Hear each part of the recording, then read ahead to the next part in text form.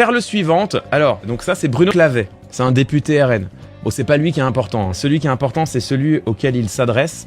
Alors là, attention, mesdames, messieurs, préparez-vous, paralysie du sommeil. C'est dans cette fermeté que repose la crédibilité de la France. Mais monsieur le ministre, avez-vous l'audace de la mettre en œuvre? Et je pense que vous me répondrez oui. Alors, qu'attendez-vous? J'attends d'avoir les pleins pouvoirs, alors. Voilà, mesdames, messieurs, votre prochaine paralysie du sommeil. Ce qui est bien, c'est que vous pourrez pas dire qu'on vous l'avait pas dit.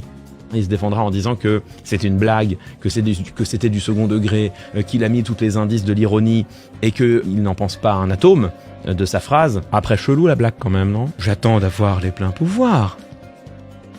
J'essaye de faire le sourire. Vous devriez arrêter de sourire parce que je vous promets, ça devient vraiment malsain. Quand il sourit, on dirait qu'il s'est cogné le petit orteil.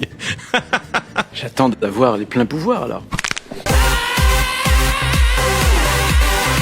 Je pense qu'il n'y a pas d'intention stratégique d'ouvrir la fenêtre d'Overton parce que il est en commission parlementaire à l'Assemblée nationale. Il y a une publicité qui est quand même très restreinte. C'est pas comme s'il faisait cette blague-là au micro de Léa Salamé sur France Inter dans la matinale la plus écoutée de France. Là, je vous dirais 100%, il y a une intention stratégique, c'est de l'élargissement de la fenêtre d'Overton. Là, c'est pas le cas. Ce que je pense, c'est qu'il a vraiment voulu faire une blague. J'en ai vu certains dire dans le chat, la blague, elle arrive trop vite. Là, pour le coup, je suis d'accord avec vous. Pour faire cette blague-là comme ça en tant que ministre, il faut déjà que l'hypothèse, les pleins pouvoirs, existe dans ton esprit. Ça ne me viendrait pas à l'esprit de faire une blague là-dessus. Il faut que ça existe dans son esprit.